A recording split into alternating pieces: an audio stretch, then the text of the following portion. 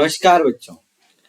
आज हम class 9th का chapter number 1 matter in our surrounding के बारे में जानेंगे। इस चैप्टर को पढ़ेंगे तो बिना टाइम वेस्ट करे चलते हैं इस चैप्टर के अंदर और देखते हैं कि हम इस चैप्टर में क्या क्या पढ़ने वाले हैं।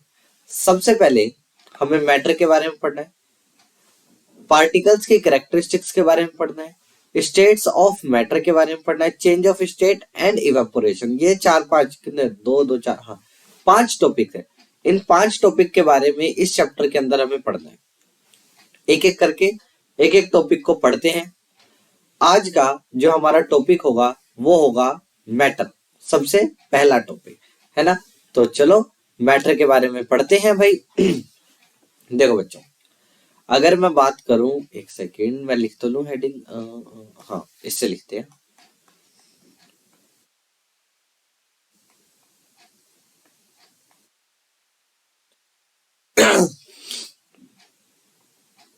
मैटर, ठीक है। हाँ मैटर, एक सेकेंड अच्छा लिख लूं इसे।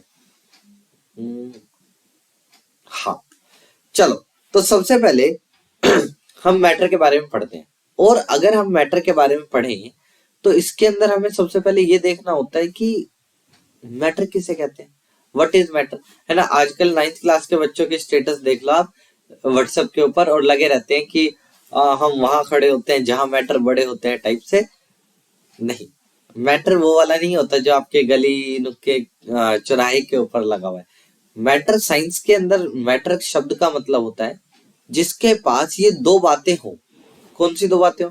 पहली तो बात ये होनी चाहिए कि जो मैटर है आपका, मतलब जिसे आप कहना चाह रहे हो मैटर, उसके पास क्या हो? मास हो, उसके अंदर कुछ वजन होना चाहिए।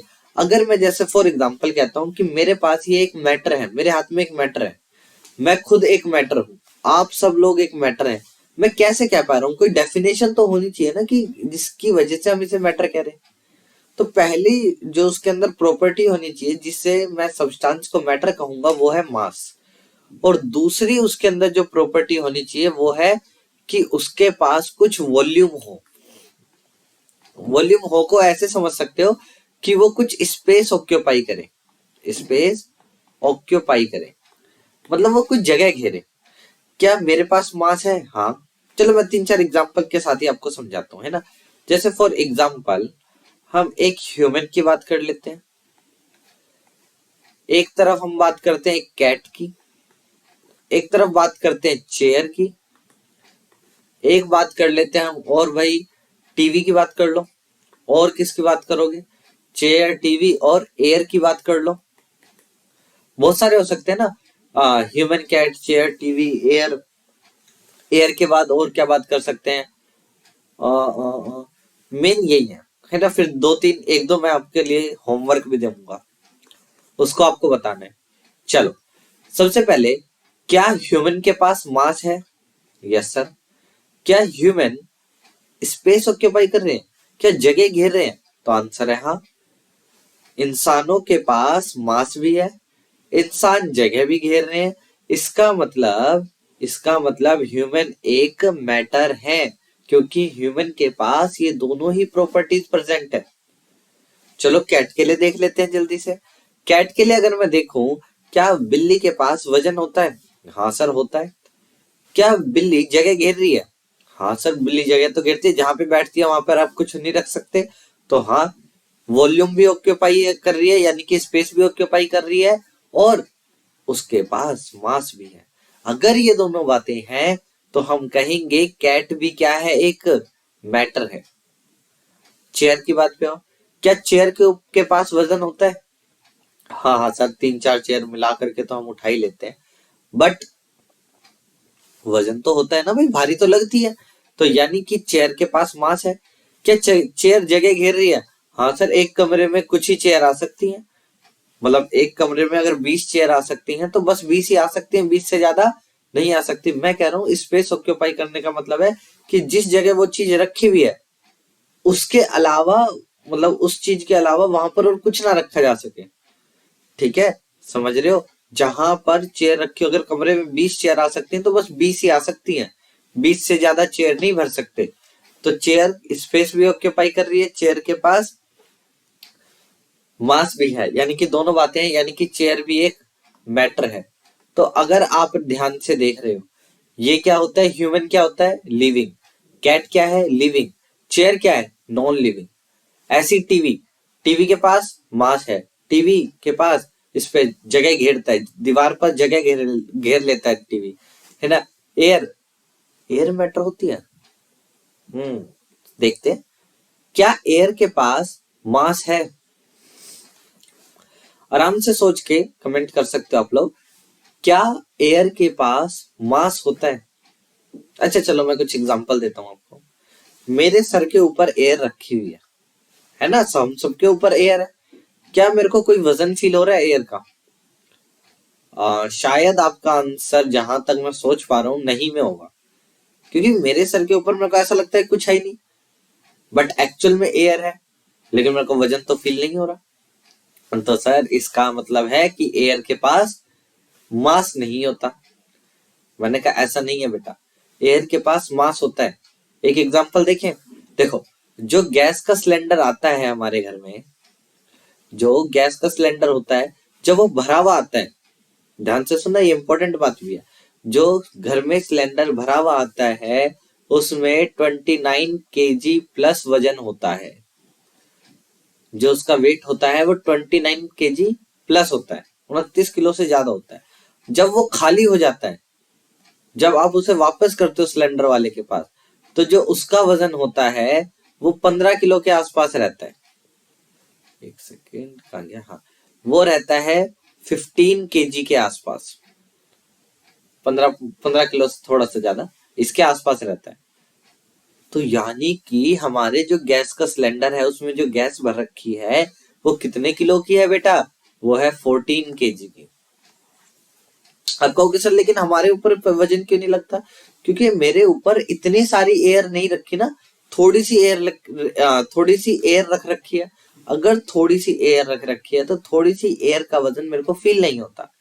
जैसे अगर मैं आपको एक एग्जांपल देता हूँ और अच्छा, जैसे एक चीनी का दाना या एक नमक के दाने को आप अगर अपने हाथ में रखोगे और वजन तोलने की कोशिश करोगे, आपको लगेगा कि इसके पास तो वजन ही नहीं है, लेकिन एक्चुअल में उसके पास वजन होता है। मैं तो कह रहा हूँ हवा, हवा के पास आपको वजन कहाँ से फील होगा? हवा थोड़ी सी होती है। बट हमने एग्जाम्पल में देख लिया, एयर के पास क्या होता है? वजन होता है, यानी कि एयर के पास मास है। सर एयर वॉल्यूम तो ऑक्यूपाई नहीं करती। जैसे अगर कमरे के अंदर में जो कमरा है, जैसे मान लो ये एक कमरा है, ये एक कमरा है और ये खाली है, इसके अंदर हवा भर रखी है, तो इसमें जो मर्जी चाहे भर लूं मैं। इसका मतलब तो ये है कि एयर ने स्पेस ऑक्यूपाई तो नहीं करी। मैंने कहा अगेन करी है। कैसे करी है सर? मैंने कहा कमरा खाली है, अभी आप लोगों ने बोला कि कमरा खाली था, उसमें हवा भरी हुई थी। अगर कमरा खाली है उसमें हवा भर रखी है, तो हवा भाई भर रखी है मतलब पूरे कमरे में हवा है। तो कमरे ने इस कमरे के अंदर, कमरे की जितनी वॉल्यूम होगी उस पूरी वॉल्यूम के अंदर एयर ही तो है। नहीं है ना समझ में? ऐसा समझो, देखो, एज्यूम करो, एज्यूम करो ये एक बर्तन है, इसके अंदर एयर के पार्टिकल्स हैं, ये रहे एयर के पार्टिकल्स। अब मैंने क्या करा, इन एयर के पार्टिकल्स को इकट्ठा करना कोशिश करी कि सारे पार्टिकल्स को मैं क्या कर लूं, इकट्ठा कर लूं। करो सर। तो जितने भी पार्टिकल्स हैं इनको मैंने ऐसे रस्सी में बांध लिया और अब मैं इनको इकट्ठा करने की कोशिश करूंगा। देखो, अगर ये हो गए तो बहुत अच्छी बात है, नहीं होंगे ना, शायद हो जाएंगे। हाँ देखो, ये देखो, मैं इन्हें इकट्ठा कर रहा हूँ, कर रहा हूँ, कर रहा हूँ, कर रहा हूँ, कर रहा हूँ, कर रहा हूँ, कर रहा हूँ, कर रहा हूँ। अगर आप लोग ध्यान से देख रहे हो, क्वालिटी बढ़ा सकते हो अपने फोन की, है ना, मतलब वीडियो की। अगर आप इन्हें ध्यान से देखोगे, पहले ये ऐसे फैले हुए थे, अब मैंने इन्हें इकट्ठा करा करा करा करा करा करा करा, अब ये एक इतनी छोटी सी जगह में आ गए, इतनी छोटी सी जगह में आ गए। अगर ध्यान से देखोगे, अब ये और ज्यादा ऑक्यूपाई नहीं होंगे, और ज्यादा पास में नहीं आएंगे। क्यों नहीं आएंगे? क्योंकि अब ये बहुत पास पास आ चुके हैं, इससे ज्यादा पास ये नहीं आ सकते। अगर इससे ज्यादा पास नहीं आ सकते तो इतनी जगह में, कितनी जगह में, इतनी जगह में आप कुछ रख भी नहीं सकते, क्योंकि कुछ रखोगे तो वहां पर एयर पहले से ही इतनी ज्यादा कंडेंस फॉर्म में है कि आप कुछ नहीं रख सकते।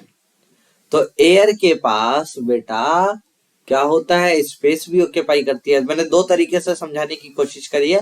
पहला कि भाई कमरा खाली था, पूरे कमरे में एयर भरी हुई थी, इसका मतलब क्या है कि पूरे कमरे का जो स्पेस था वो ऑक्यूपाई कर रखा है एयर ने।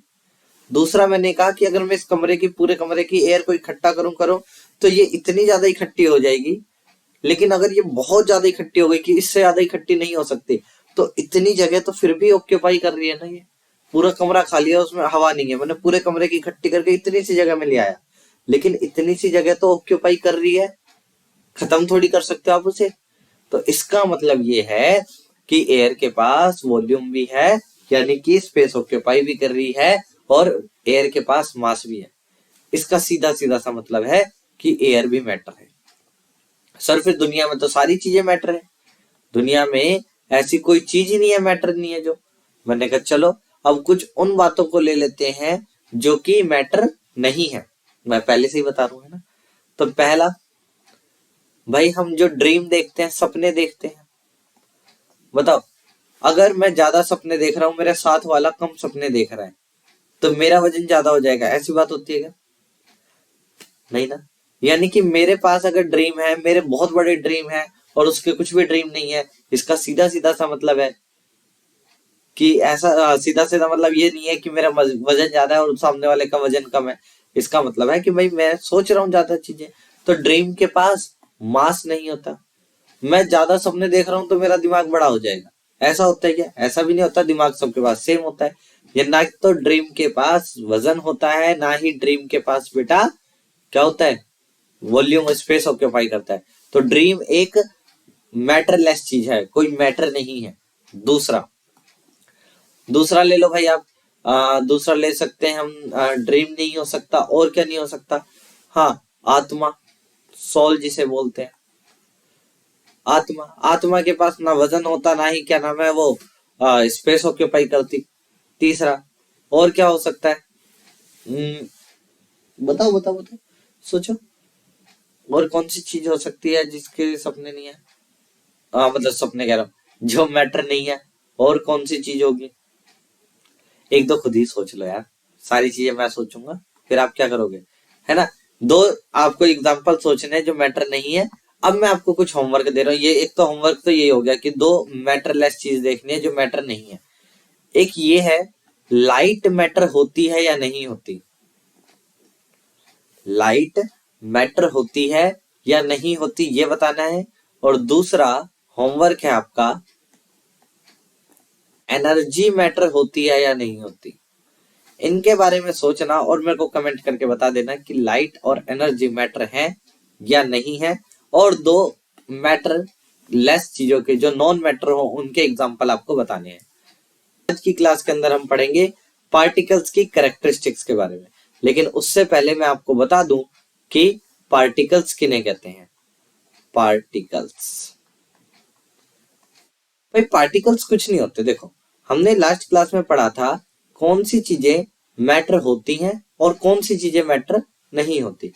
अब मैटर जो होगा, मान ले दुनिया में जितनी भी चीजें हैं जो मैटर हैं, मतलब जिन्हें हम छू सकते हैं, महसूस कर सकते हैं, वो सारी मैटर होती है ना, कह सकते हो आप। जो मैटर होता है वो किसी ना किसी चीज से तो मिलके बनता होगा, फिर चाहे वो कुछ भी हो। मैटर किसी, जैसे मान लेते हैं फॉर एग्जाम्पल हम हैं, हम किससे मिलके बने हैं? सेल से। सेल किससे मिलके बनी होंगी? एटम से, मॉलिक्यूल से। सर एटम और मॉलिक्यूल क्या होते हैं, आ जाएगा आगे।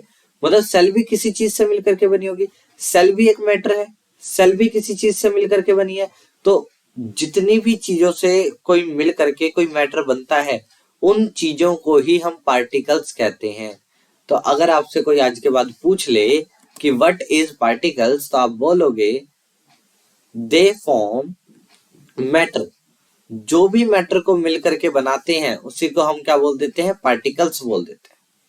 ठीक है, समझ में आया पार्टिकल्स किन्हें बोलते हैं? ठीक है, अब हम क्या जानेंगे, अब हम जानेंगे पार्टिकल्स की कैरेक्टरिस्टिक्स के बारे में कि पार्टिकल्स के पास कौन कौन सी कैरेक्टरिस्टिक्स होती है, मतलब कौन कौन सी प्रॉपर्टी होती है।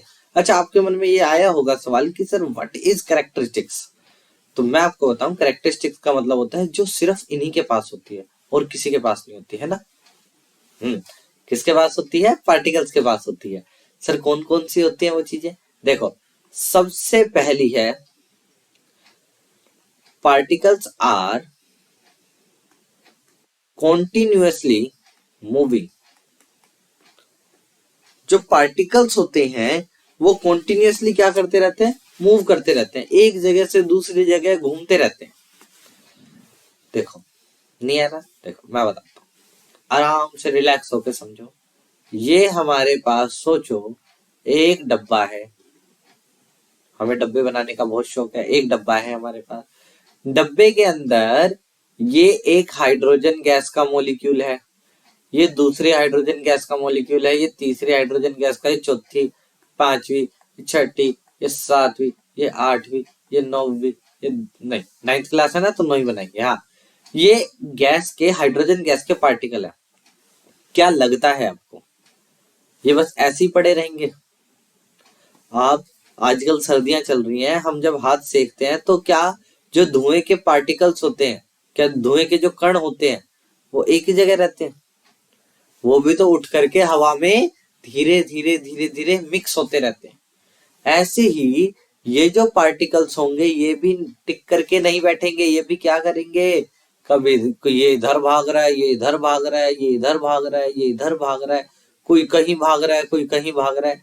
ये इस तरीके से हर जगह भागते रहेंगे, मतलब कोई फिक्स डायरेक्शन नहीं है, कोई कहीं पर भी भाग सकता है।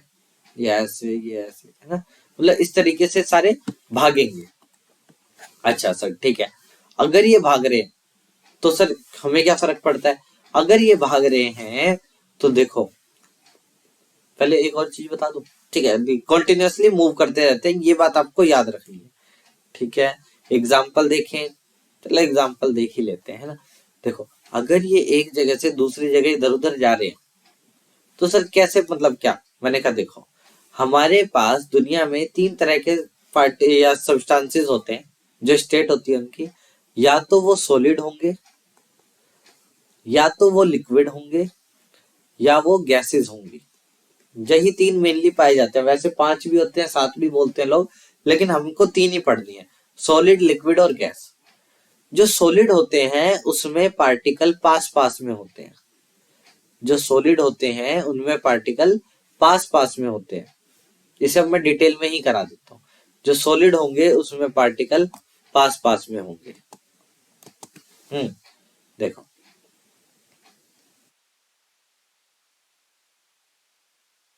दिस इज सॉलिड,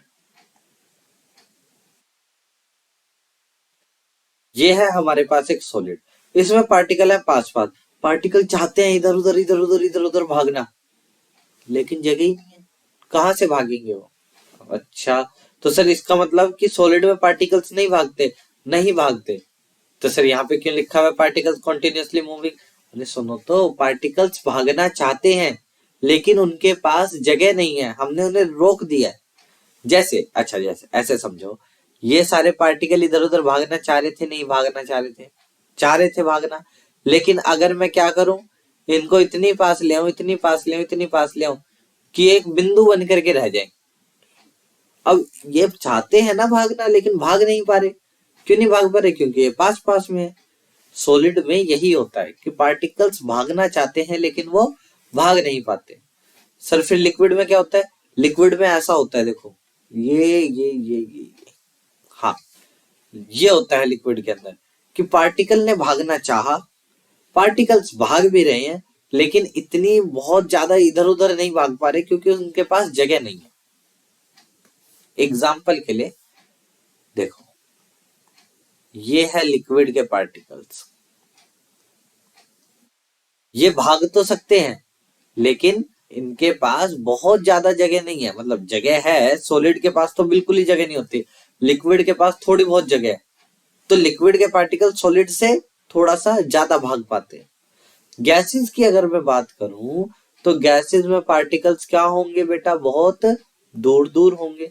अगर गैसेस के पार्टिकल बहुत दूर दूर है तो उनके पास बहुत सारी जगह है। देखो जो मैंने यहाँ पर डायग्राम में आपको समझाया था, ये इनके पास बहुत सारी जगह है। अगर इनके पास बहुत सारी जगह है तो ये बहुत ज्यादा भागेंगे। सर भागने से होगा क्या? भागने से मैं बता देता हूँ। अगर एक चीनी का दाना है आपके हाथ में रखा हुआ है, आप कहोगे सर है हर बार आप चीनी का दाना ले आते हैं। एग्जाम्पल है भाई, समझने वाले समझते हैं ना। अगर एक चीनी का दाना है आपके हाथ में है, या चावल का दाना आपके हाथ में, बासमती चावल का है ना, जिसमें एक बढ़िया सी खुशबू होती है। बासमती चावल का दाना आपके हाथ में कच्चा है, पका हुआ नहीं है, कच्चा दाना आपके हाथ में है, और आप चाहते हो उसे स्मेल करना, तो क्या करना पड़ेगा आपको? पास में जाना पड़ेगा। जब तक चावल के दाने को आप नाक के पास नहीं लेके आओगे आपको स्मेल नहीं आएगी। अगर आप किसी नदी के किनारे बैठ जाओ, किसी समुद्र के किनारे बैठ जाओ, तो एक हल्की हल्की खुशबू आती है, पानी की खुशबू आती है ना। जैसा वो नहीं था, मिट्टी दी खुशबू आई, गाना भी था।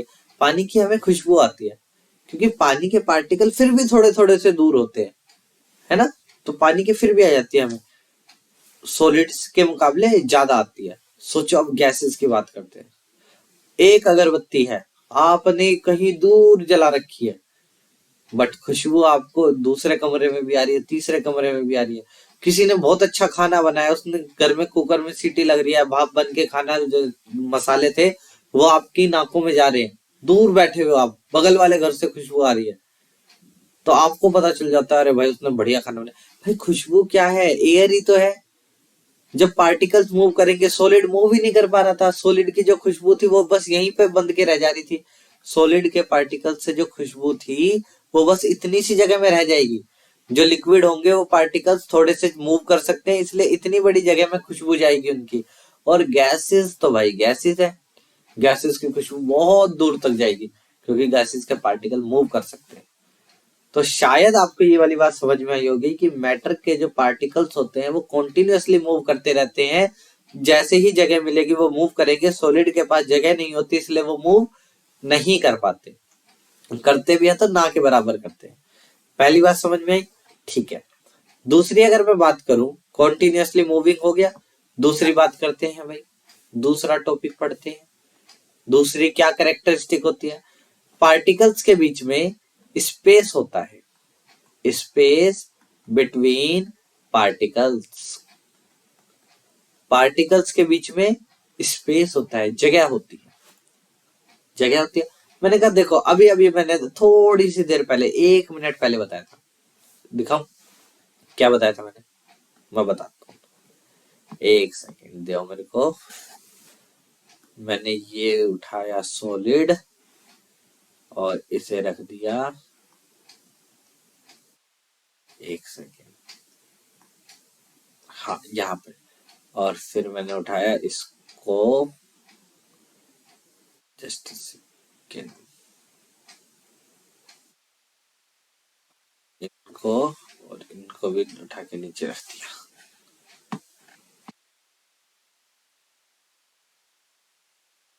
ठीक है। अब भाई मैंने ये रखा सॉलिड, ये रखा मेरे पास लिक्विड। लिक्विड के अंदर पार्टिकल्स क्या थे? थोड़े थोड़े दूर थे, है ना, लिक्विड में दूर दूर थे। और ये है मेरे पास गैसेस, 1 2 3 4, गैसेस में पार्टिकल दूर दूर है। अब भाई पार्टिकल्स के बीच में क्या होता है? स्पेस होता है। ये है, मैंने सॉलिड को बड़ा करके आपके सामने है यहाँ पे। अगर आप ध्यान से देखोगे, जिसे मैं येलो कलर से पेंट कर रहा हूं, ये पार्टिकल्स के बीच में जगह है। ये देखो, ये देखो, ये जो मैंने कलर करा है ये पार्टिकल्स के बीच में स्पेस है। अगर कोई भी चीज होगी वो इन पार्टिकल्स के बीच में चली जाएगी। जैसे अगर लकड़ी होती है, लकड़ी एक सॉलिड है, और सॉलिड की लकड़ी के ऊपर आपने पानी डाला, पानी चला कहाँ जाता है? ये जो पार्टिकल्स के बीच में आपको स्पेस दिख रहा है ना, ये वाला, ये जो स्पेस है, ये जो स्पेस है, ये जो मैंने मार्क करा है, ये जो स्पेस है, ये नजर आ रहा है आपको? 1 सेकेंड में लेजर से दिखा सकता था क्या? ये दिख रहा है आपको? नहीं, ये जस्ट सेकंड, गलत हो गया। हाँ, ये रहा, ये जो है ये, ठीक है। अच्छा, इनमें चला गया पानी, तो ये समझ में आया कि लकड़ी पानी एब्जॉर्ब नहीं करती, लकड़ी के जो पार्टिकल्स होते हैं उनके बीच में स्पेस होता है, पानी वहां चला जाता है। ठीक है सर। अब ये है लिक्विड, देखो लिक्विड के पार्टिकल दूर दूर है, आपने पानी में नमक मिलाया, नमक कहाँ चला गया? इन स्पेस के अंदर। नमक क्या होता है? NaCl, NaCl, NaCl। तो जो पानी के पार्टिकल्स थे उनके बीच में स्पेस था, पानी नमक जो था वो उसमें चला गया। तीसरा आता है गैसेस, गैसेस के बीच में तो स्पेस ही स्पेस होता है, वहां तो पार्टिकल ही बड़ी मुश्किल से हमें नजर आते हैं, तो गैसेस की तो हमें बात ही नहीं करनी, इसलिए हर चीज गैस के अंदर मिल जाती है, क्योंकि पार्टिकल्स के बीच में जगह बहुत सारी होती है। लेकिन अब देखो, सॉलिड के बीच में जगह क्या होगी? कम होगी। लिक्विड के बीच में जगह क्या होगी? थोड़ी सी ज्यादा होगी। ज्यादा होगी तो किसी भी चीज को पानी में मिलाओ फट देने मिल जाती है, क्योंकि पार्टिकल्स के बीच में स्पेस है। एनसीईआरटी में इसका एक एग्जाम्पल यानी कि एक्सपेरिमेंट भी दे रखा है आपको। एक्सपेरिमेंट क्या है? यहाँ पर हम करते हैं एक्सपेरिमेंट। हमें सबसे पहले तो एक पानी का या कांच का गिलास लेना है, पानी का गिलास नहीं, कांच का गिलास लेना है। ये रहा सर हमारे पास एक कांच का बढ़िया सा सुंदर सा गिलास। इस गिलास के अंदर क्या भर देना है भाई? आपको पानी भर देना है। ऑब्वियसली हम अच्छे बच्चे, हम पानी पीते हैं। ये देखो, अब मैंने इसके अंदर क्या भर दिया? पानी भर दिया, बहुत सारा इसमें पानी भर दिया। अब पानी भर दिया तो पानी के बीच में क्या होता है बेटा? पानी के पार्टिकल्स के बीच में होते हैं स्पेस। बहुत अच्छा। अब यहाँ पर कोई आया अच्छा बच्चा और उसने इसके अंदर नमक के पार्टिकल दाने डाल दिए। अभी हमें क्या करना है? बहुत ध्यान से सुनना। अभी हमें यहाँ पर एक निशान लगा लेना है कि पानी यहाँ पर था। निशान लगा लिया, पानी यहाँ पर था। जैसे ही उस बच्चे ने नमक डाला, जैसे ही नमक डाला, नमक नमक नमक लाल से दिखाते हैं, जैसे ही नमक डाला, नमक के जो दाने थे वो नीचे बैठ जाएंगे। जो नमक के दाने थे वो बैठ गए नीचे पानी के अंदर, ये रे। और जैसे ही उसने नमक डाला था, जो पानी का लेवल था वो यहां से बढ़ करके कहा चला गया? यहां चला गया। ये पानी का लेवल बढ़ गया, दोबारा हमने निशान लगा लिया। ठीक है सर, पानी का लेवल यहां तक चला गया, पहले कम था, नमक डालते ही पानी का लेवल बढ़ गया। अब हम क्या कर रहे हैं? इसे चम्मच से मिला रहे हैं, मिला रहे हैं, मिला रहे हैं। जैसे जैसे हम चम्मच से मिलाएंगे तो ये जो नमक के दाने हैं ये पानी के स्पेस के, पानी के जो मॉलिक्यूल है उनके बीच में घुस जाएंगे। जैसे जैसे ये पानी के जो मॉलिक्यूल है उनके बीच में जाएंगे, यहां से ये नमक क्या हो जाएगा? एक सेकेंड, यहां से ये नमक हटना स्टार्ट हो जाएगा, यहां से ये नमक हटना स्टार्ट हो जाएगा। ये देखो, यहां से सारा नमक धीरे धीरे हट जाएगा और कहाँ चला जाएगा? पानी के मॉलिक्यूल्स के बीच में जो स्पेस था वहां चला गया। पानी के मॉलिक्यूल्स के बीच में जो स्पेस था, नमक वहां चला गया। आप कहोगे सर आपको कैसे पता ये वहां चला गया? मैंने कहा देखो, जैसे ही यहां से नमक के दाने गायब हुए, पानी वापिस से अपनी ओरिजिनल पोजीशन पर आ गया। कहा था पानी? यहाँ पर। पानी वापस से अपनी ओरिजिनल पोजीशन पर आ गया। इसका पता है क्या मतलब निकला? एक पानी का ग्लास लेना, उसमें आप नमक, उस पर निशान लगाना कि पानी यहाँ तक है, उसमें एक चम्मच नमक डालना, देखना पानी थोड़ा सा बढ़ जाएगा, फिर चम्मच से उस नमक को मिलाना, और जब सारा नमक मिल जाएगा तो देखना पानी अपने आप उसी लेवल पर आ जाएगा। मतलब पानी का लेवल बढ़ा ही नहीं। अगर पानी का लेवल बढ़ता तो हम कहते कि भाई पानी के बीच में स्पेस नहीं है, जो भी नई चीज ऐड करी है उसने पानी को ऊपर भेज दिया। इसलिए तो वो कौवे वाली कहानी याद होगी आपको, वो मटके में क्या डालता है? पत्थर डालता है, पत्थर का साइज बड़ा होता है, पानी के मॉलिक्यूल्स के बीच में गैप छोटा होता है, इसलिए पत्थर पानी में नहीं मिलता। अगर पानी के मॉलिक्यूल के बीच में गैप ज्यादा होता तो पत्थर भी मिल जाता। धूल के पार्टिकल एयर में इसलिए ही मिल जाते हैं क्योंकि एयर के पार्टिकल्स के बीच में गैप ज्यादा होता है। खैर, हमने ये दो एक्सपेरिमेंट भी पढ़ लिया, दो प्रॉपर्टी भी पढ़ ली। लास्ट प्रॉपर्टी है, तीसरी और आखिरी प्रॉपर्टी है जो पार्टिकल्स होते हैं जो पार्टिकल्स होते हैं अट्रैक्ट ईच अदर, एक दूसरे को अट्रैक्ट करते हैं। बहुत सिंपल सीधी सी बात है, पार्टिकल्स होंगे वो एक दूसरे को अट्रैक्ट करेंगे, है ना भाई। जैसे अगरबत्ती के अंदर से जो धुआं निकलता है, अगर आप उसे ध्यान से देखोगे तो सारा धुआं पहले एक साथ ही ऊपर जाता है, वो तो धीरे धीरे धीरे धीरे फैलता चला जाता है, लेकिन जब निकलता है तो वो एक साथ ही निकल रहा होता है। गैस है लेकिन फिर भी एक साथ है। पार्टिकल्स जो होते हैं वो एक दूसरे को अट्रैक्ट करते हैं। जब अगर आप किसी बड़े से मॉलिक्यूल में से एक पार्टिकल को निकालना चाहोगे, उसे आप निकाल नहीं पाओगे, बहुत मुश्किल होती है निकालना एक सिंगल पार्टिकल को। तो हम कहते हैं कि पार्टिकल्स एक दूसरे को अट्रैक्ट करते हैं। तो हमने 3 प्रॉपर्टी पढ़ ली भाई, कौन कौन सी? ये कैरेक्टरिस्टिक होते हैं पार्टिकल्स के, याद रखना। कॉन्टिन्यूअसली मूव करते हैं, पार्टिकल्स के बीच में स्पेस होता है, और पार्टिकल्स एक दूसरे को अट्रैक्ट करते हैं। ये थी कैरेक्टरिस्टिक ऑफ पार्टिकल। हम मैटर पढ़ चुके हैं कि मैटर किसे कहते हैं, हम कैरेक्टरिस्टिक्स ऑफ पार्टिकल पढ़ चुके हैं। अगले स्टेट्स ऑफ मैटर, और स्टेट्स ऑफ मैटर के अंदर सबसे पहले हम पढ़ेंगे सॉलिड्स के बारे में कि व्हाट आर सॉलिड्स। सॉलिड्स किसे कहा जाता है? इसे काम करते हैं, बढ़िया से सुंदर से बॉक्स में भर देते हैं, अच्छा लगेगा ताकि जब हम इसे देखेंगे वापस।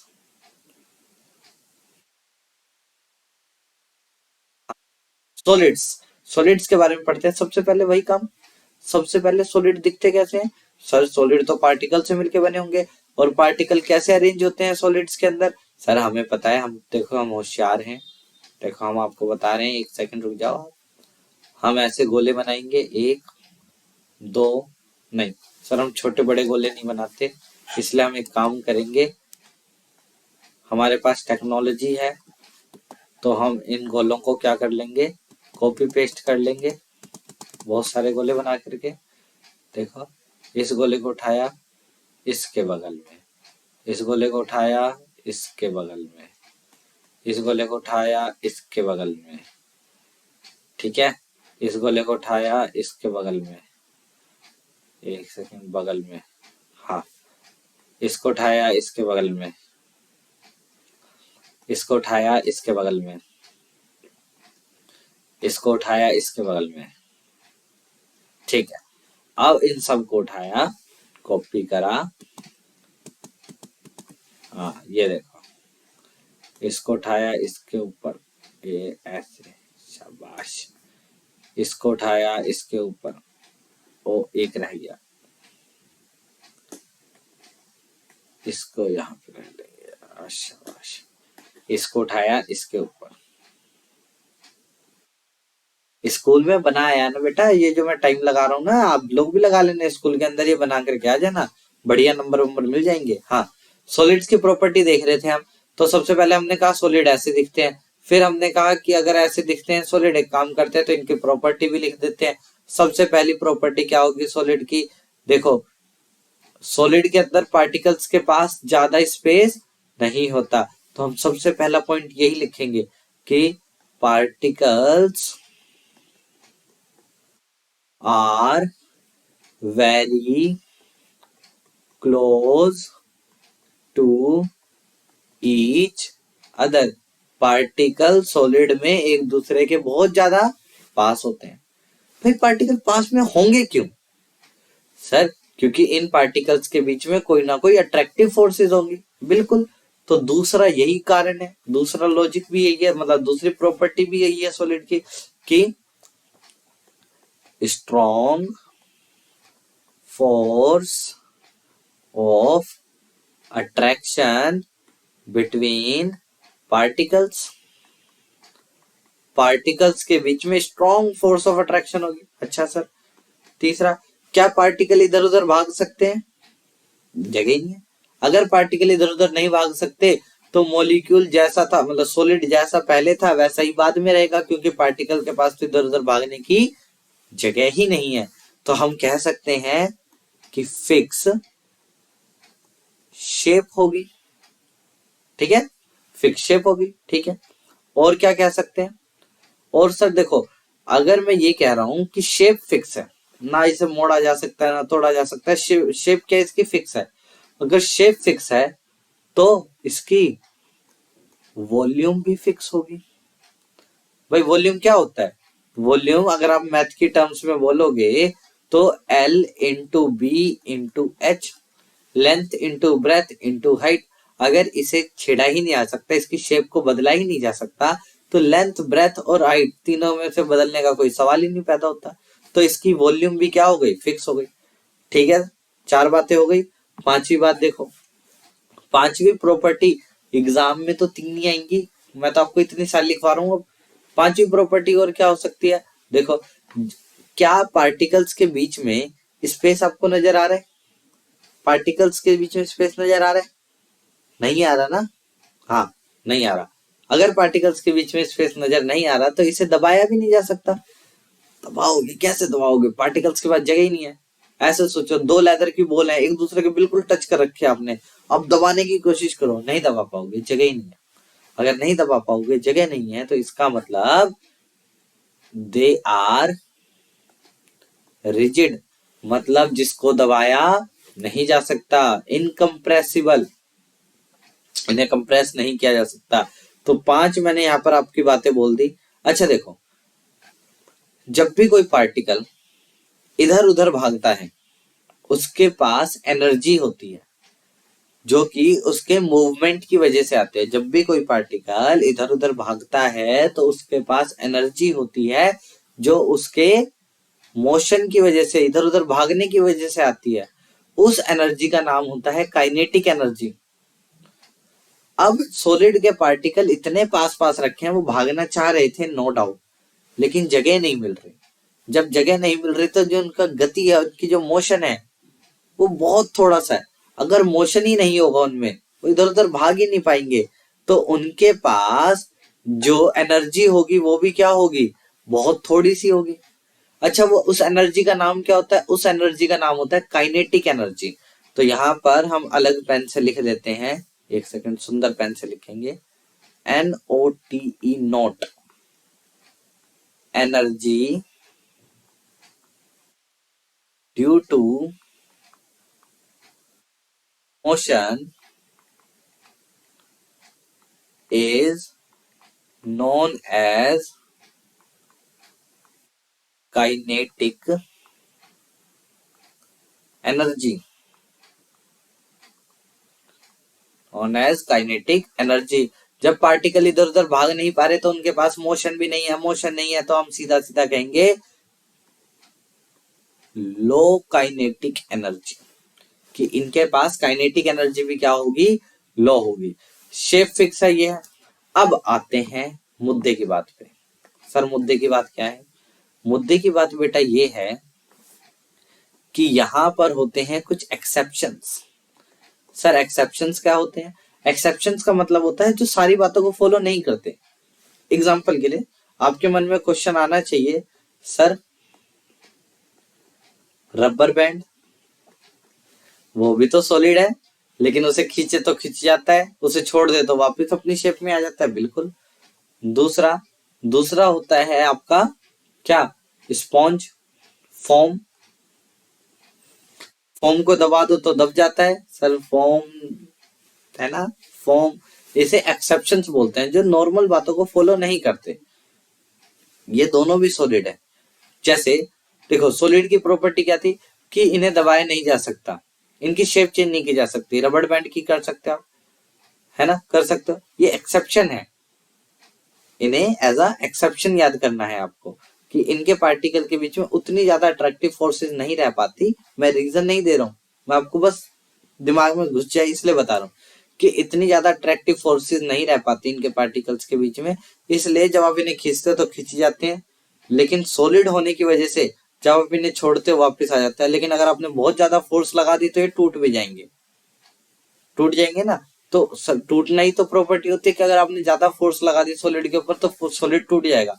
इसलिए रबड़ बैंड भी क्या होता है, एक सॉलिड। स्पॉन्ज के अंदर अगर आपने ध्यान से देखा हो, छोटे छोटे छेद होते हैं, उनमें हवा भरी होती है। जब आप दबाते हो वो हवा बाहर निकल जाती है, स्पॉन्ज दब जाता है। लेकिन जैसे आप हाथ छोड़ते हो, हवा दोबारा उसमें भर जाती है, स्पॉन्ज दोबारा से बड़ा हो जाता है। एक और एक्सेप्शन है, आपके मन में आ सकता है, सर नमक एक सॉलिड है, चीनी एक सॉलिड है, लेकिन ये तो उसी बर्तन की शेप ले लेते हैं जिस बर्तन में ये रखे जाते हैं। तो नमक और चीनी के आप बहुत सारे दाने ले रहे हो। अगर एक नमक के दाने को या एक चीनी के दाने को आप कंसिडर करोगे तो उसकी शेप चेंज नहीं होगी। वो जिस चाहे बाल्टी में रख लो, चाहे आप रख लो उसे अपनी बोतल के अंदर, चाहे अपने हाथ के ऊपर, नमक का एक दाना, चीनी का एक दाना, चावल का एक दाना कंटेनर की शेप नहीं लेते, ये अपनी शेप में रहते हैं। लेकिन वो तो बहुत सारे चावल के दाने अपनी शेप चेंज कर लेते हैं, लेकिन एक चावल का दाना शेप चेंज नहीं करता। उम्मीद है सॉलिड आपको समझ में आया होगा। इसी से मिलता जुलता हम बात करेंगे लिक्विड की, है ना।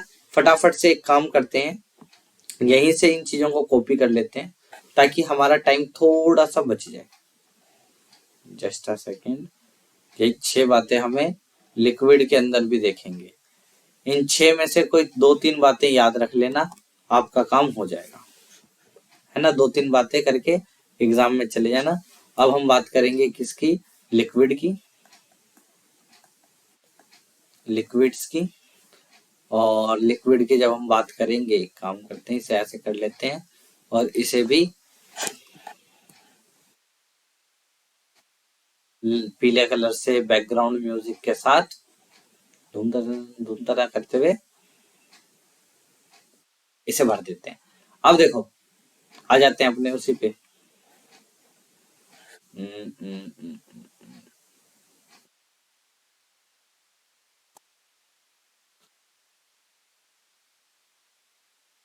ठीक है। लेकिन पहले तो हमें ये बनाना पड़ेगा ना कि लिक्विड कैसा दिखता है। तो लिक्विड कैसा दिखता है भाई, लिक्विड के पास मॉलिक्यूल्स होते हैं, लेकिन मॉलिक्यूल बहुत ज्यादा पास में नहीं होते। लिक्विड के मॉलिक्यूल थोड़े थोड़े से दूर होते हैं। ठीक है सर, आ गया समझ में। लिक्विड के पार्टिकल्स सॉलिड जितने पास नहीं होते। तो पार्टिकल्स आर वेरी क्लोज की जगह क्या आ जाएगा, पार्टिकल्स की जगह ये वेरी हट जाएगा। Particles are close to each other, ठीक है। Strong force of attraction between particle, strong हट जाएगा। स्ट्रॉन्ग की जगह क्या आ जाएगा भाई, force of attraction between particles, या मॉडरेट, मॉडरेट है ना अच्छा शब्द। मॉडरेट का मतलब ठीक ठाक, बहुत ज्यादा नहीं बहुत कम नहीं, moderate. Moderate force of attraction between particles, particles के बीच में फोर्स ऑफ अट्रैक्शन होती है। ज्यादा फोर्स ऑफ अट्रैक्शन नहीं है, तभी तो ये थोड़े थोड़े दूर हो गए। लिक्विड की शेप फिक्स नहीं होती। लिक्विड जिस कंटेनर में होता है उसी कंटेनर की शेप ले लेता है। जैसे फॉर एग्जाम्पल भाई, फॉर एग्जाम्पल अगर मैं ये कहता हूं कि लिक्विड को आपने बोतल के अंदर लिया है, लिक्विड को बोतल के अंदर लिया तो बोतल वाली शेप आ जाएगी। लिक्विड को आपने बाल्टी में डाल दिया तो बाल्टी की शेप ले लेगा। लिक्विड को आपने ग्लास में डाल दिया तो ग्लास की शेप ले लेगा। लिक्विड जिस कंटेनर में होता है उसी की शेप ले लेता है। तो हम कहेंगे fix shape is not present, fix shape नहीं होती लिक्विड की, लेकिन वॉल्यूम क्या होती है, फिक्स होती है। सर वॉल्यूम कैसे फिक्स हो जाएगी, भाई देखो, अगर आपने 1 लीटर पानी लिया है तो वो 2 लीटर की बोतल में डाल दोगे तो शेप तो 2 लीटर वाली बोतल की ले लेगा, लेकिन रहेगा 1 लीटर। उसी 1 लीटर पानी को बाल्टी में डाल दोगे तो शेप तो बाल्टी की ले लेगा, रहेगा फिर भी 1 लीटर। तो लिक्विड की जो वॉल्यूम होती है वो फिक्स रहती है हमेशा, ठीक है, याद रखना। क्या लिक्विड रिजिड होते हैं, बिल्कुल नहीं। लिक्विड के लिए नया टर्म आता है, जो चीजें बह सकती हैं, फ्लो कर सकती हैं, उनको हम बोलते हैं फ्लूइड्स। तो हम लिख सकते हैं लिक्विड कैन फ्लो। लिक्विड जो होते हैं वो फ्लो कर सकते हैं, इसलिए लिक्विड को क्या बोलते हैं, फ्लूइड्स बोलते हैं। अब पार्टिकल्स थोड़े थोड़े दूर तो हैं, यानी कि काइनेटिक एनर्जी लो तो नहीं होगी इनकी, इनकी जब पार्टिकल मूव करेंगे तो लो काइनेटिक एनर्जी नहीं होगी। यहां हम क्या लिखेंगे, यहां हम लिखेंगे काइनेटिक एनर्जी मोर देन क्या, solid, kinetic energy more than solid, ठीक है। उम्मीद है ये वाली बात समझ में आई होगी। अब सेम उठा करके रख दो, किसमें किसमें रखोगे, उठा के रखेंगे गैस के अंदर, है ना। हमारी लास्ट है गैस।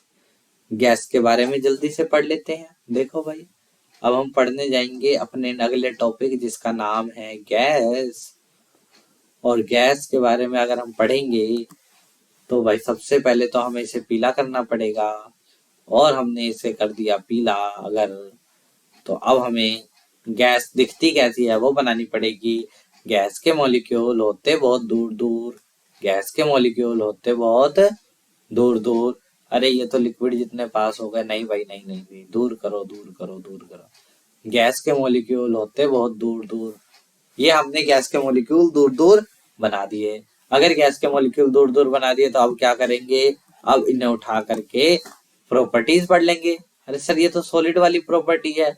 हाँ, तो सॉलिड वाली प्रॉपर्टी में थोड़े से एडिटिंग कर देंगे हम, और हमारा काम हो जाएगा। टेक्नोलॉजी का फायदा बोलते हैं इसे बेटा। हाँ, क्या फायदा है भाई, देखो सबसे पहली बात, पार्टिकल्स आर वेरी क्लोज की जगह क्या आ जाएगा, particles very far to each other, बहुत दूर दूर होते हैं एक दूसरे से। स्ट्रॉन्ग फोर्स ऑफ अट्रैक्शन की जगह क्या आ जाएगा, weak force of attraction. Force of attraction ना के बराबर होती नहीं, इनकी शेप फिक्स नहीं होती, नॉट प्रेजेंट। जिस कंटेनर में है उसी की शेप ले लेंगे। वॉल्यूम फिक्स नॉट प्रेजेंट, इनकी वॉल्यूम भी फिक्स नहीं होती। जैसे मैंने कहा था, इस कमरे के अंदर मान लो पूरे में हवा भरी हुई है, उसे उठा करके मैंने इतनी सी जगह में कर दी। कौन सा लेक्चर है, पहला लेक्चर। इस पूरे कमरे में हवा भरी हुई है, उठा करके मैंने इतनी सी जगह में कर दी। पहले वॉल्यूम कितनी थी, जितनी इस कमरे की वॉल्यूम है पहले उतनी ही थी वॉल्यूम। अगर मैंने उठा करके इतनी सी जगह में कर दी तो इसका मतलब अब वॉल्यूम इतनी सी रह गई, पहले इतनी ज्यादा वॉल्यूम थी अब इतनी सी वॉल्यूम रह गई, तो वॉल्यूम फिक्स कहाँ रही, है ना। रिजिड, लिक्विड भी क्या हो सकते हैं, बह सकते हैं, फ्लो कर सकते हैं, इसलिए लिक्विड को भी क्या बोला जाता है, फ्लूइड्स बोला जाता है। फ्लूइड लिक्विड के पार्टिकल तो बहुत तेज तेज दौड़ते हैं, तो इनके पास लो की जगह क्या आएगा, हाई काइनेटिक एनर्जी। क्या होगा, हाई काइनेटिक एनर्जी, बहुत ज्यादा काइनेटिक एनर्जी होती है। आ गई बात समझ में। तो आज हमने सॉलिड, लिक्विड और गैसेस की प्रॉपर्टी के बारे में पढ़ा। बहुत सारी किताबों में, नॉट इन सीबीएसई सिलेबस, बहुत सारी किताबों में दो स्टेट ऑफ मैटर और बताई गई हैं, मतलब फोर्थ स्टेट ऑफ मैटर है क्या, प्लाज्मा, और फिफ्थ स्टेट ऑफ मैटर है बीईसी, जिसे हम बोलते हैं बोस आइंस्टाइन कंडेंसेशन। प्लाज्मा सन में पाया जाता है और इसे हम लैब के अंदर बना सकते हैं, है ना। मतलब ये बोस और आइंस्टाइन ने कंडेंस करके सब्सटेंसेस को बनाई थी। हमारे not in our syllabus, not in our syllabus, तो पढ़ने की भी कोई खास नीड नहीं। चेंज ऑफ स्टेट को जानने के लिए तो हमें ये पता होना चाहिए स्टेट कौन कौन सी होती है। तो हमने तो पढ़ा है भाई, तीन ही स्टेट होती है। कौन कौन सी होती है, एक होती है सॉलिड, एक होती है लिक्विड, और एक होती है गैस। तीन ही होती है, सॉलिड, लिक्विड और गैस। अच्छा, मजेदार बात यह है कि हम सॉलिड को लिक्विड में कन्वर्ट कर सकते हैं, लिक्विड को सॉरी एक सेकेंड, हाँ, लिक्विड को सॉलिड में कन्वर्ट किया जा सकता है, लिक्विड को गैस में कन्वर्ट किया जा सकता है, गैस को लिक्विड में कन्वर्ट किया जा सकता है, सॉलिड को गैस में कन्वर्ट किया जा सकता है, गैस को सॉलिड में कन्वर्ट किया जा सकता है। मतलब जो टॉपिक है हमारा चेंज ऑफ स्टेट, वो यही है कि हम एक स्टेट से दूसरी स्टेट में चेंज कैसे करें। तो हमारे पास दो तरीके होते हैं, ध्यान से सुनो। हमारे पास दो तरीके होते हैं एक स्टेट से दूसरी स्टेट में चेंज करने के लिए। पहला तरीका होता है भाई, ये क्या हो गया इसे, हाँ ठीक है। पहला तरीका होता है टेम्परेचर, दूसरा तरीका होता है प्रेशर। प्रेशर का बहुत ज्यादा यूज नहीं है हमारे सिलेबस के हिसाब से, हमारे लिए टेम्परेचर ज्यादा मैटर करता है। लेकिन उससे पहले मैं आपको एक दो चीजें क्लियर कर दूं, है ना। देखो, सॉलिड का मतलब हम एक दूसरे स्टेट में चेंज क्यों कर पाते हैं, मैं उसका आंसर दे रहा हूं। सॉलिड का मतलब था कि जो पार्टिकल्स होंगे वो पास पास में होंगे। हाँ सर, ठीक है। सॉलिड्स का मतलब है कि पार्टिकल पास पास में होंगे। लिक्विड का मतलब है कि पार्टिकल थोड़े से दूर दूर होंगे। गैस का मतलब है पार्टिकल बहुत दूर दूर होंगे। अगर सोचो सॉलिड के किस पार्टिकल्स को किसी तरह मैं दूर कर दूं तो मैं लिक्विड बना दूंगा, और अगर लिक्विड के पार्टिकल्स को और दूर कर दूं तो मैं सॉलिड बना दूंगा, और सॉरी गैस बना दूंगा। अगर मैं गैस के पार्टिकल्स को इकट्ठा कर दूं तो मैं उसे लिक्विड में कन्वर्ट कर दूंगा, और लिक्विड के पार्टिकल्स को इकट्ठा कर दूंगा पास में ला करके तो मैं उसे सॉलिड में कन्वर्ट कर दूंगा। तो सॉलिड से लिक्विड, लिक्विड से गैस, या गैस से लिक्विड, लिक्विड से सॉलिड, किसी में भी कन्वर्ट करना हो तो काम हमारा एक ही होना चाहिए, दिमाग हमारा एक ही चीज पे होना चाहिए। क्या?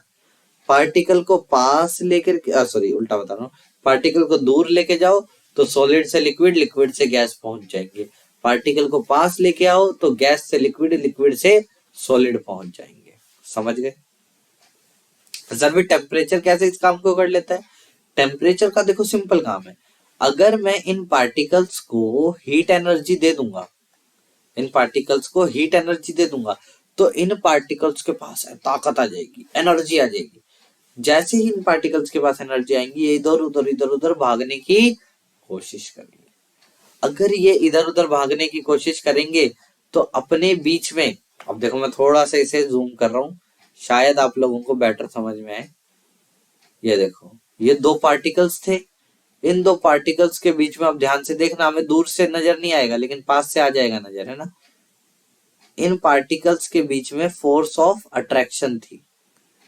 बाकी मैंने इतने पास बनाए कि हमें दिखेगा ही नहीं, लेकिन इन पार्टिकल्स के बीच में फोर्स ऑफ अट्रैक्शन थी। याद है सॉलिड की प्रॉपर्टी, लास्ट लेक्चर, जब इनके पास फोर्स ऑफ अट्रैक्शन थी और मैंने इन्हें एनर्जी दी तो इस वाले जिस पार्टिकल को अब मैं भर रहा हूं, हाँ, जिस पार्टिकल को मैंने येलो कर दिया, इस पार्टिकल के पास बहुत एनर्जी आ गई। ये कह रहा है कि अब तो मैं इधर उधर भागूंगा। और जैसे ही इधर उधर भागने लगेगा क्या होगा? ये जो फोर्स है, जस्ट अ सेकेंड, ये जो फोर्स है ये टूटने लग जाएंगी, एक करके ये फोर्स टूटने लग जाएंगी और ये पार्टिकल धीरे धीरे धीरे धीरे दूर होता चला जाएगा। अगर पार्टिकल थोड़ा सा दूर हुआ तो यानी कि अब लिक्विड बन गया, अगर पार्टिकल बहुत दूर दूर हो गए तो गैस बन गए। तो टेम्परेचर बढ़ाने से सॉलिड को लिक्विड और लिक्विड को गैस में कन्वर्ट किया जा सकता है। शायद आप लोगों को ये वाली बात समझ में आ गई है। अब मैं कुछ चीजें बताता हूं। सर इसका मतलब प्रेशर का भी यही होता है? बिल्कुल। टेम्परेचर मैं यहाँ पे अब लिख देता हूं। टेम्परेचर को अगर आपने बढ़ाया तो solid is converted into liquid और liquid is converted into gas। अच्छा देखो ना, अगर आपको दूध जमाना होता है या फिर दूध कह रहा हूँ, आइसक्रीम बनानी होती है, पानी को बर्फ बनाना होता है, फ्रिज में रख देते हो। फ्रिज के अंदर क्या काम होता है? फ्रिज के अंदर टेम्परेचर कम होता है, टेम्परेचर कम होता है तो जो लिक्विड होता है वो सॉलिड में कन्वर्ट हो जाता है। तो मैं इसे ऐसे भी लिख सकता हूँ, जो गैस होंगी वो कन्वर्ट हो जाएंगी किसके अंदर? Gas is converted into liquid और liquid is converted into solid. लेकिन कब होगा ऐसा? जब मैं टेम्परेचर को कम कर दूंगा। तो टेम्परेचर बढ़ाने से सॉलिड, लिक्विड, गैस, टेम्परेचर घटाने से गैस, लिक्विड, सॉलिड। ठीक है, याद रहेगा? ठीक है। प्रेशर का बहुत ज्यादा यूज नहीं है जैसा मैंने पहले कहा, क्योंकि लिक्विड के पार्टिकल्स को भी दबाना इतना आसान नहीं होता। लेकिन क्या नाम है, थियोरिटिकली मैं ये बात कह सकता हूं कि अगर मैंने प्रेशर बढ़ाया तो पार्टिकल पास पास आएंगे। अब गैस के पार्टिकल का प्रेशर बढ़ा रहा हूं, दबा रहा हूं तो गैस के पार्टिकल लिक्विड बन जाएंगे, लिक्विड के पार्टिकल सॉलिड बन जाएंगे। थियोरिटिकल बात ये होती है कि प्रेशर बढ़ाने से solid is converted into liquid, liquid is converted into gas, और वहीं पर उल्टा gas is converted into liquid. Theoretically बोल रहा हूं, मैं दोबारा से कह रहा हूं, liquid is converted into solid. कब? जब प्रेशर को कम कर देंगे। तो प्रेशर बढ़ा दे, पार्टिकल पास ला रहा हूं, प्रेशर कम कर रहा हूं, पार्टिकल दूर कर रहा हूं। इसका एक एग्जांपल आपकी किताब ने दिया है बहुत अच्छा सा। क्या दिया एग्जाम्पल? एग्जाम्पल दिया है भाई। कौन सा एग्जाम्पल था एनसीईआरटी के अंदर? एक एग्जाम्पल दिया था, हाँ, जो आपकी ड्राई आइस होती है, ड्राई आइस मतलब सॉलिड CO2, जो आपकी सॉलिड CO2 होती है, प्रेशर घटाने से वो डायरेक्टली कार्बन डाइऑक्साइड गैस में कन्वर्ट हो जाती है। सो dry ice solid CO2, CO2 भी सॉलिड होती है, हाँ भाई, CO2 इज आ सॉलिड, मतलब CO2 जो होती है वो सॉलिड भी होती है, और जब CO2 सॉलिड हो जाती है, जम जाती है, तो उसका नाम होता है ड्राई आइस। समझ गए? अच्छा, अब कुछ बातें हैं, कुछ इंपॉर्टेंट टर्म्स है जिनको हमें जानना बहुत जरूरी है, और फिर मैं आज आपको एक और होमवर्क दूंगा। क्या बातें हैं सर? देखो, एक पॉइंट है जिसका नाम होता है मेल्टिंग पॉइंट। मेल्टिंग पॉइंट क्या होता है? देखो, the temperature at which solid is converted into liquid is known as melting point। वो टेम्परेचर जिस पे कोई सॉलिड मेल्ट होकर के लिक्विड में बदल जाएगा, उस टेम्परेचर को कहते हैं मेल्टिंग पॉइंट। वो टेम्परेचर जिस पे कोई सॉलिड लिक्विड में बदल जाएगा, उस टेम्परेचर का नाम होगा मेल्टिंग पॉइंट। जैसे फॉर एग्जाम्पल, हाँ, जो वाटर होता है वो बेटा 0 डिग्री सेल्सियस के ऊपर सॉलिड से लिक्विड में या लिक्विड से सॉलिड में कन्वर्ट हो जाता है। सर यहाँ पर एक क्वेश्चन आ रहा है मेरे दिमाग में, आप लोग मेरे से पूछ रहे हो, है ना सर, हमारे दिमाग में एक क्वेश्चन आ रहा है, मैंने कहा पूछो। हमने कहा सर देखो 0 डिग्री पर सॉलिड से लिक्विड बनता है, मैंने कहा हाँ। हमने कहा सर 0 डिग्री पर लिक्विड सॉलिड में बदलता होगा, मैंने कहा हाँ। मैंने कहा सर फिर 0 डिग्री पर क्या होगा?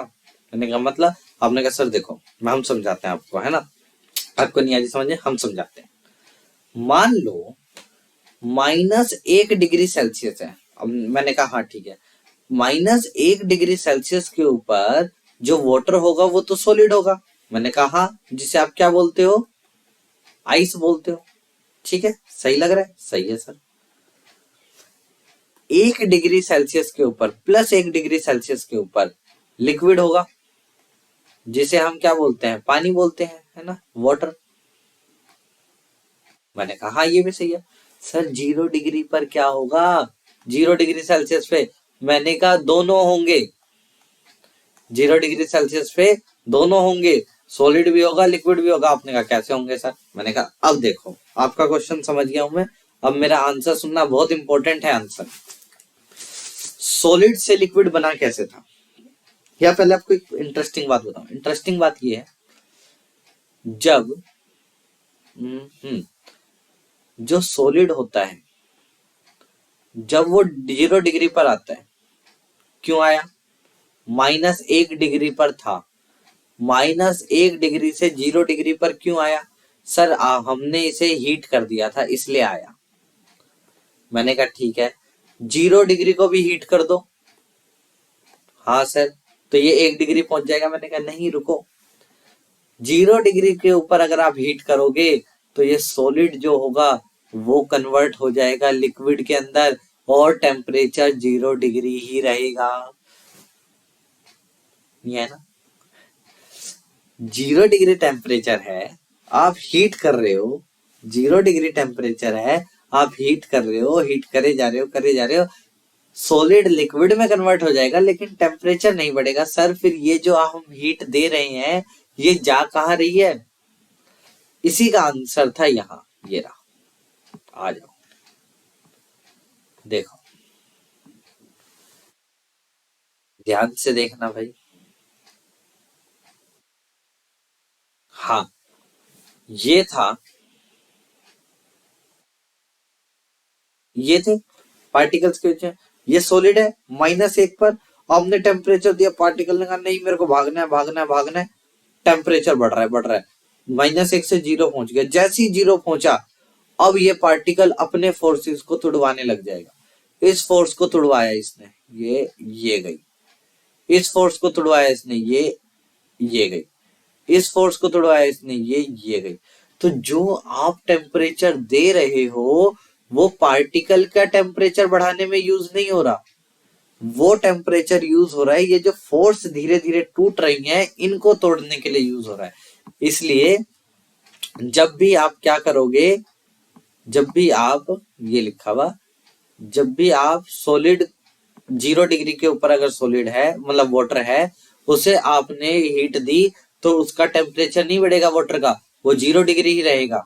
लेकिन सॉलिड से लिक्विड, अब एक बार लिक्विड बन गया, अगर अब आप इसे हीट दोगे, एक बार लिक्विड बन गया है अगर हीट दोगे, इसका टेम्परेचर बढ़ते बढ़ते कहां तक पहुंच जाएगा, लिक्विड का टेम्परेचर 100 डिग्री सेल्सियस तक पहुंच जाएगा। ये वाटर के लिए बात है, सिर्फ H2O के लिए, हर किसी का मेल्टिंग पॉइंट अलग होता है, ठीक है। अब वो पहुंच जाएगा 100 डिग्री सेल्सियस के ऊपर, और जैसे ही वो 100 डिग्री सेल्सियस के ऊपर पहुंचेगा ये आ जाएगा बॉइलिंग पॉइंट। सर अब ये बॉइलिंग पॉइंट क्या होता है भाई? बॉइलिंग पॉइंट का मतलब है वो टेम्परेचर जिस पर कोई लिक्विड बॉइल कर जाएगा उसका क्या कहलाएगा? बॉइलिंग पॉइंट कहलाएगा। वो टेम्परेचर जिस पर कोई लिक्विड बॉइल कर जाएगा, गैस में कन्वर्ट हो जाएगा, उसे उसका बॉइलिंग पॉइंट कहेंगे। तो लिक्विड का बॉइलिंग पॉइंट कितना है? 100। अगर आपने इसे क्या करा, हीट करा, तो ये किस में कन्वर्ट हो जाएगा? गैस में। लेकिन टेम्परेचर रहेगा 100 डिग्री सेल्सियस। क्यों रहेगा? क्योंकि भाई जो आप हीट दे रहे हो 100 डिग्री के बाद, वो लिक्विड लिक्विड के बीच में जो अट्रैक्टिव फोर्सेस है उनको तोड़ने में जा रही है, लिक्विड का टेम्परेचर बढ़ाने में नहीं जा रही। इसलिए बोलते हैं गैस का टेम्परेचर सबसे ज्यादा होगा, गैस के पास एनर्जी सबसे ज्यादा होगी, उसके बाद लिक्विड के पास एनर्जी होगी सबसे कम, सॉलिड के पास एनर्जी होगी। उम्मीद है ये वाली बात आपको समझ में आई होगी कि एक जगह से दूसरी जगह जाने में जो आपका हीट देने से भी टेम्परेचर नहीं चेंज होता। ये जो हीट आप दे रहे थे, टेम्परेचर चेंज नहीं, जो फोर्स को तोड़वाने में हीट लग रही थी, उसी हीट का नाम होता है लेटेंट हीट। क्या नाम होता है बेटा? Latent heat. What is latent heat? Latent heat होती है दो टाइप की, एक होती है, एक सेकेंड, लेटेंट हीट होती है दो टाइप की। एक का नाम हो गया, जस्ट अ सेकेंड भाई, लेटेंट हीट ऑफ, ये थोड़ा सा हैंग कर गया मेरा system, latent heat of fusion. What is latent heat of fusion? Latent heat of fusion का मतलब होता है, लेटेंट हीट ऑफ फ्यूजन का मतलब था, ये ज्यादा छोटा है,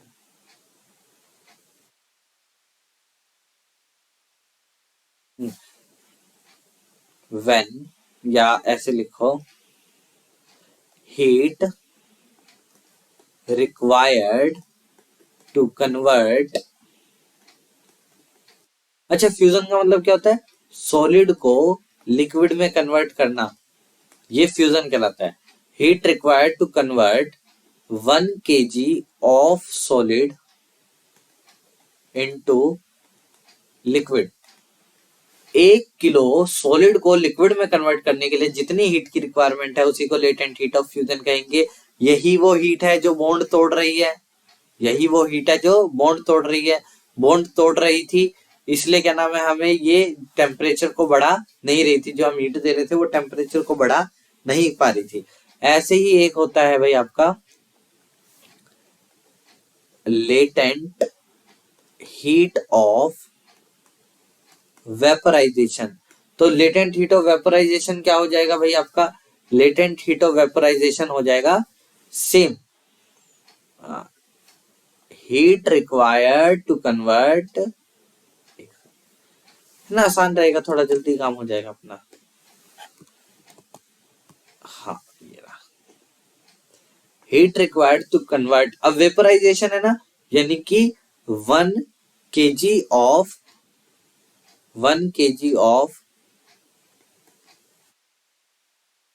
लिक्विड इनटू गैस। अब 1 kg की जगह क्या कर लो, 1 लीटर कर लो भाई, ज्यादा करो। 1 litre of liquid into gas, 1 litre liquid को गैस में कन्वर्ट करने के लिए जिसे जो हीट की रिक्वायरमेंट होगी उसका नाम होगा लेटेंट हीट ऑफ वेपोराइजेशन। तो आज की क्लास के अंदर इतना ही। एक होमवर्क मेरे को जरूर देना था आपको। होमवर्क है, सॉलिड से लिक्विड बना, लिक्विड से गैस बना। ऐसे ही ये जो मैंने डायग्राम बनाया है, कहां गया, एक सेकेंड, ये रहा। तो जो सॉलिड से लिक्विड बना इसको ए बोल दिया मैंने, लिक्विड से गैस बना इसको बी बोल दिया, गैस से लिक्विड बना इसे सी बोल दिया, लिक्विड से सॉलिड बना इसे डी बोल दिया, सॉलिड से जो गैस बना इसे ई बोल दिया, और गैस से जो सॉलिड बना इसे एफ बोल दिया। तो आपको ए से लेकर के एफ तक इनके नाम ढूंढ करके मेरे को बताने हैं कमेंट में। मेरे को ना बताओ, आप जरूर याद कर लेना, एनसीईआरटी में गिवन है, हिंट मैंने दे दिया है। इवेपोरेशन की अगर हम बात करें भाई, देखो सबसे पहले जल्दी से डेफिनेशन पढ़ लेते हैं ताकि हमें किसी से पूछने की जरूरत ही ना पड़े। तो इवेपोरेशन की अगर आप डेफिनेशन पढ़ोगे तो इवेपोरेशन की डेफिनेशन के according, when liquid is converted into gas, when liquid is converted into gas below its boiling point, यही बात बस इंपॉर्टेंट है इसकी, below its boiling point। मैंने आपको लास्ट क्लास में काम दिया था कि लिक्विड से जब गैस बनता है तो उसका नाम क्या होता है। आप लोगों ने उम्मीद है सर्च करा होगा और बताया होगा। आज हम बात करेंगे उसी की, उसका नाम था वेपोराइजेशन। लिक्विड जब गैस में कन्वर्ट होता है बॉइलिंग पॉइंट पर तो उसका नाम हो जाता है वेपोराइजेशन।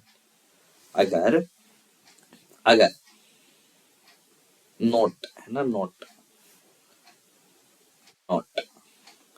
अगर लिक्विड कन्वर्ट हुआ है गैस में एट बॉइलिंग पॉइंट तो उसका नाम हो जाएगा वेपराइजेशन। क्या नाम हो जाएगा, वेपराइजेशन। लेकिन अगर लिक्विड कन्वर्ट हुआ है गैस में below boiling point, boiling point से कम टेम्परेचर पर, तो इसका नाम हो जाएगा इवेपोरेशन। तो इवेपोरेशन और वेपोराइजेशन में अगर आप में से किसी बच्चे को आज से पहले कंफ्यूजन हो तो उसे दूर कर लो। क्यों? क्योंकि इवेपोरेशन बॉइलिंग पॉइंट से कम टेम्परेचर पर होता है, वेपोराइजेशन बॉइलिंग पॉइंट से ज्यादा टेम्परेचर पर होता है। अब आपके मन में सवाल आएगा कि सर एक बात बताओ, अगर बॉइलिंग पॉइंट से कम टेम्परेचर है तो लिक्विड गैस में कैसे कन्वर्ट हो जाएगा। इसी का जवाब देने के लिए मैंने यहाँ पर एक डायग्राम बनाने की अभी अभी सोची है, ज्यादा देर नहीं, अभी अभी सोची है। ये मेरे पास एक बर्तन है,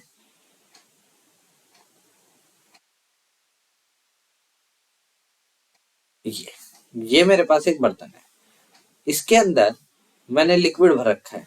एक सेकंड में लिक्विड भर लूं। इस बार मैंने येलो कलर का लिक्विड भरा है ना, हर बार नीले कलर का लिक्विड नहीं भरेंगे, इस बार हम पीले कलर का लिक्विड भरेंगे। ये अच्छा लगना चाहिए ना, कलरफुल। कुछ बच्चे कह रहे हैं मास्टर कलरफुल से नहीं होता, हमें पढ़ा दो, हम पढ़ने आए हैं आपसे।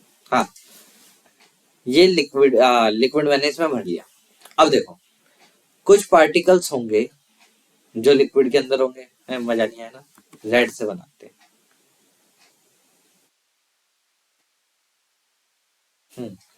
कुछ पार्टिकल होंगे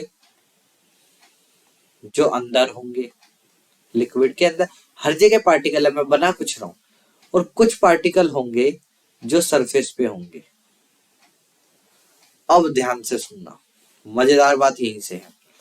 ये जो पार्टिकल है, कौन सा पार्टिकल, ये जो अंदर पार्टिकल है, इसके चारों तरफ पार्टिकल्स ही पार्टिकल्स हैं। और हमने पढ़ा है सेकंड लेक्चर के अंदर पार्टिकल एक दूसरे को अट्रैक्ट करते हैं। तो इस वाले पार्टिकल को यहां से भी अट्रैक्शन हो रही है, फील यहां से भी हो रही है, यहां से भी हो रही है, यहां से भी हो रही है, यहां से भी हो रही है, यहां से भी हो रही है। हर डायरेक्शन से इस पार्टिकल को कोई ना कोई अट्रैक्ट कर रहा है, चारों तरफ इसके पार्टिकल है। लेकिन सोचो जरा, सोचो ध्यान से इस बेचारे के बारे में, किसके, जो सरफेस पे है, इसे तो सिर्फ कौन खींच रहा है, ये ये ये ये ये ये, इसे सिर्फ इस पार्टिकल के जो नीचे पार्टिकल है वही खींच पा रहे हैं।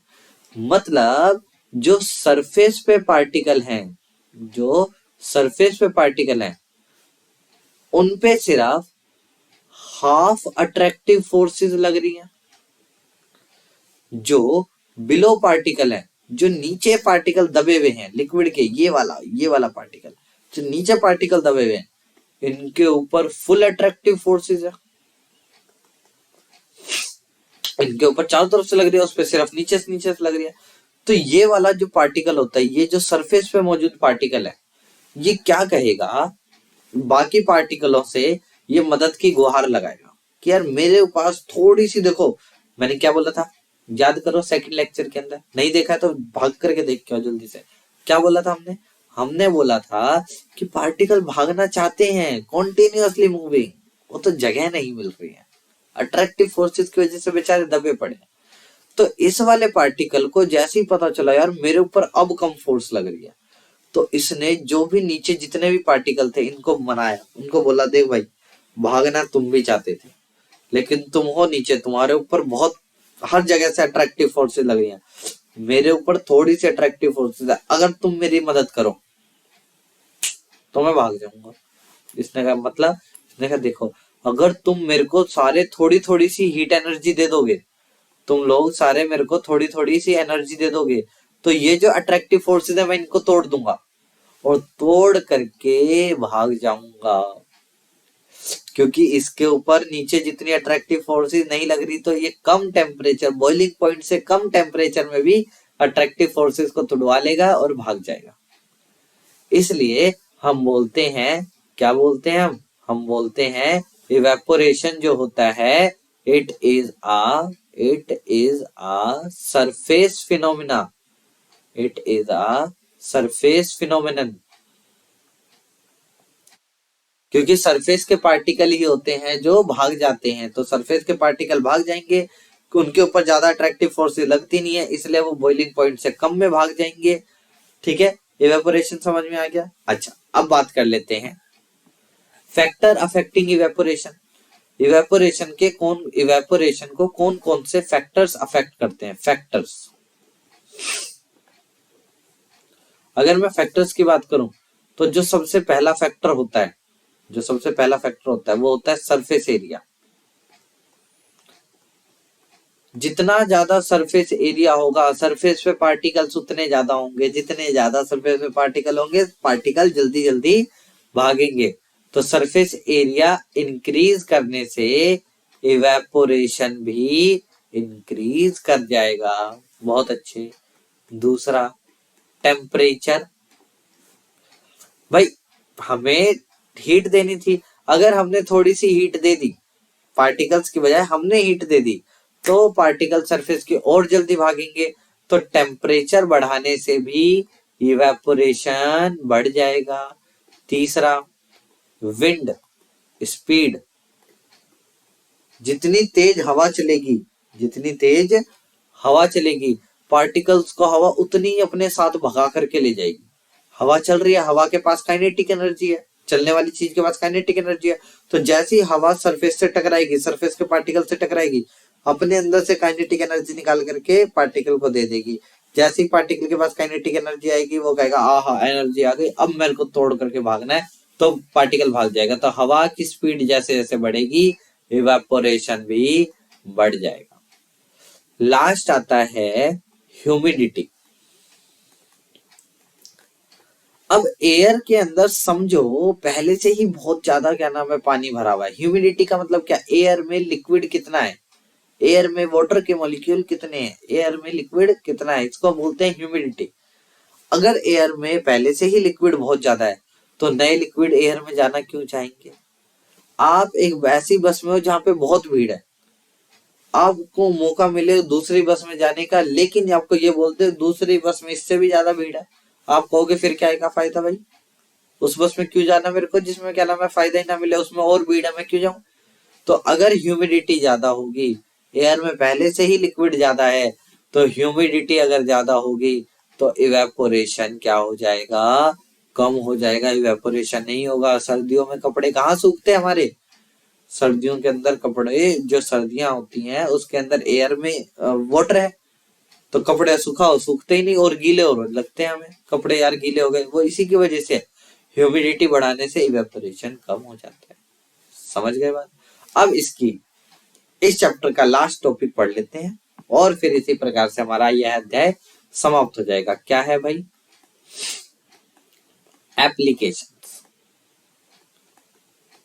Applications of evaporation. इवेपोरेशन की एप्लीकेशन देख लेते हैं। मैं कहा सर बताओ। पहली इवेपोरेशन भाई, पहली एप्लीकेशन, लेकिन अरे उससे पहले रुको रुको रुको रुको, एक बात बतानी है, राज की बात है, बहुत इंपॉर्टेंट। क्या बात है? NOTE नोट करके लिख लो। इवेपोरेशन, गलतियां बहुत हो जाती है ना, कोई बात। Evaporation causes cooling. इवेपोरेशन की वजह से क्या होती है? कूलिंग होती है। कैसे सर? मैंने कहा देखो, कोई भी चीज ठंडी कब लगती है? जब उसके पास एनर्जी कम हो। जिसके पास एनर्जी कम होगी वो ठंडी लगेगी, जिसके पास एनर्जी ज्यादा होगी वो गर्म लगेगी। ठीक है, सीधी बात है। ठीक है, तो देखो भाई, जब ये वाले पार्टिकल, सरफेस वाले पार्टिकल निकल के भाग रहे थे, तो ये अंदर वाले पार्टिकल से, इन पार्टिकल से, इससे इससे इनसे इससे इन सारे पार्टिकल से एनर्जी खींच करके खुद तो भाग जा रहे थे, लेकिन अल्टीमेटली जब ये चले जाते थे, ये वाले पार्टिकल बाहर निकल गए, तो इन पार्टिकल्स की एनर्जी लेके गए हैं, यानी कि अंदर वाले पार्टिकल्स की एनर्जी को कम कर रहे हैं। तो हमें ये लिक्विड तो ऐसा लगेगा कि इसके ये तो ठंडा हो गया है, क्योंकि इसके अंदर से एनर्जी कम हो गई है। तो इसलिए यहाँ पे लिखा, मैंने क्या लिखा? Evaporation causes cooling. इवेपोरेशन की वजह से कूलिंग होगी। आ जाते हैं एप्लीकेशन के ऊपर भाई। पहली एप्लीकेशन है, एक सेकंड में मार्कर का साइज बड़ा कर लूं भाई। क्या है भाई? We wear cotton clothes in summer या ड्यूरिंग समर। SUMMER आती है मेरे को। ठीक है, हम गर्मियों में कॉटन के कपड़े क्यों पहनते हैं? क्योंकि कॉटन क्या करता है? पसीने को एब्जॉर्ब कर लेता है। हमारे शरीर से जो पसीना निकला उसे एब्जॉर्ब कर दिया और उसे क्या कर दिया? इवेपोरेट कर दिया। हमारे शरीर से जो पसीना है वो इवेपोरेशन में हेल्प हो रही है। हमारे शरीर से पसीना जो हो रहा है वो इवेपोरेट हो जा रहा है, तो हमारे को ठंडा लगता है। दूसरा देख लो एप्लीकेशन, जो हमारे स्वेट होता है, स्वेट इन समर, गर्मियों के अंदर जो हमें पसीना आता है वो भी इसलिए आता है। पसीना आएगा सरफेस के ऊपर, सरफेस पे पसीना आएगा, पसीना जैसे ही भाप बन के उड़ेगा, अंदर हमारे शरीर की एनर्जी को लेकर के ही भाप बनेगा। हमारे शरीर की एनर्जी कम हो जाएगी, हमें ठंडा ठंडा लगेगा। तीसरा, अर्दन पॉट, जो मटका होता है बेटा, उसमें पानी ठंडा क्यों होता है? क्योंकि जो मटका होता है हमारा, अच्छा नहीं बना लेकिन फिर भी ठीक है, जो मटका होता है वो मिट्टी का बना होता है और उसमें छोटे छोटे छोटे छोटे छेद होते हैं। कभी भी मटके को हाथ लगाना, आजकल तो मटके खैर दिखने ही बंद हो गए हैं भाई, मटके को हाथ लगाना तो नीचे से क्या लगेगा? गीला लगेगा, उसका जो सरफेस होगा वो गीला लगेगा, क्योंकि जो पोर्स से छोटे छोटे पानी वहां से बाहर आता है और फिर इवेपोरेट हो जाता है। जब पानी इवेपोरेट होगा तो अंदर से, अंदर के पानी से एनर्जी लेकर के इवेपोरेट होगा, अंदर के पानी से इवेपोरेट, एनर्जी लेके इवेपोरेट होगा, अंदर के पानी की एनर्जी कम कर देता है और मटके के अंदर पानी हमें ठंडा लगता है। इसी का एक होमवर्क आप सोच सकते हो भाई कि जो कूलर होते हैं वो ठंडी हवा क्यों देते हैं? कूलर के अंदर से ठंडी हवा कैसे आती है, ये भी इसी की एप्लीकेशन है इवेपोरेशन की। इसी प्रकार से बहुत सारी चीजें और भी हैं, और क्या मतलब हम बातें तो खूब सारी कर सकते हैं, एप्लीकेशन इसकी खूब सारी बना सकते हैं, बट अकॉर्डिंग टू एनसीईआरटी ये चैप्टर हमारा यहाँ पर समाप्त होता है। अगर चैप्टर समाप्त होता है तो इस पूरे चैप्टर में बने रहने के लिए आपका बहुत बहुत बहुत बहुत बहुत बहुत धन्यवाद। नमस्कार।